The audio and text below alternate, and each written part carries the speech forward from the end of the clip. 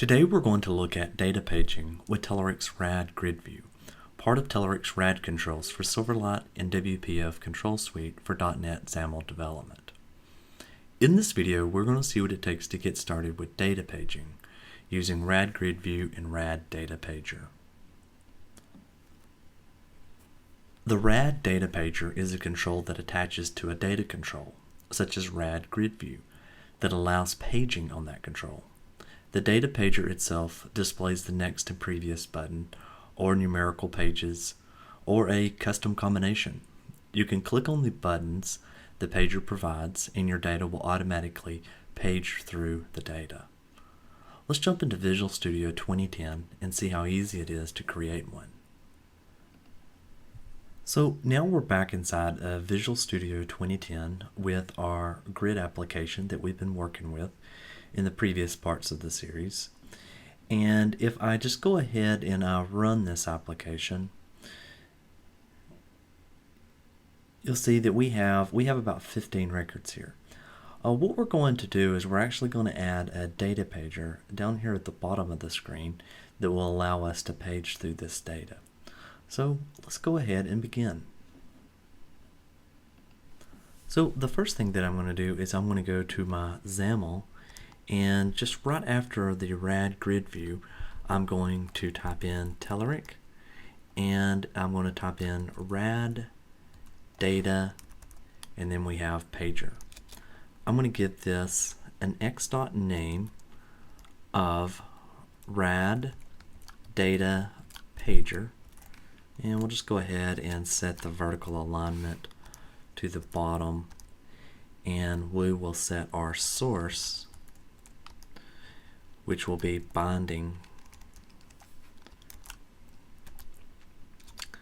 to our items, and the element name is going to be our RadGridView1.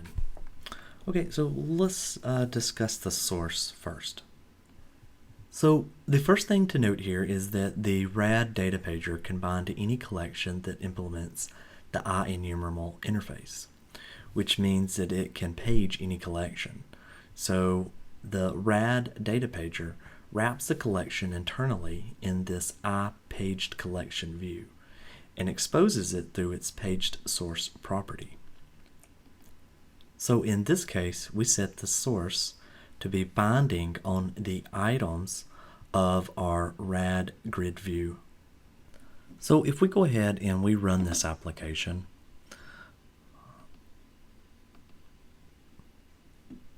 we will see that we have our data, but down at the bottom we have our RadDataPager, but there's really nothing happening to it.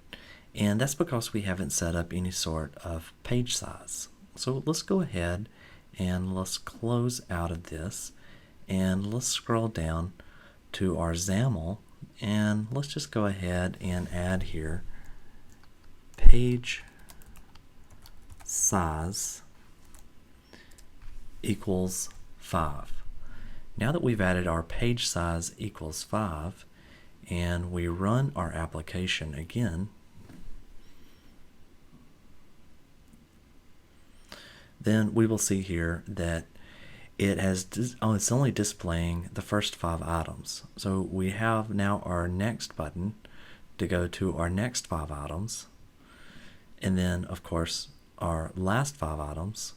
We can skip back to the very beginning, and as you notice, our buttons are enabled and disabled automatically for us.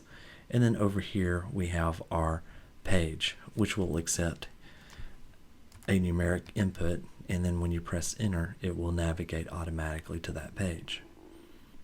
Let's go ahead and close this window and look at some other features. So another property that you would probably be interested in learning about is display modes. So by setting the display mode, you can specify which of the pager buttons and visuals would actually be activated. So we can come back here and we can simply type in display mode, and we have a whole bunch of different options here.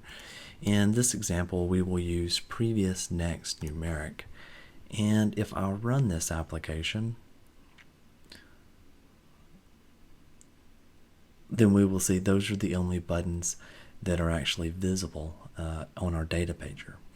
Of course, we could come back here and toggle that. Maybe you would like to display that as well as the next and previous buttons. And we could do that very easily by just changing this to all, and we will run it again. You can also see in the designer this as well, but I like to show this with live data. So we have all displayed in this mode.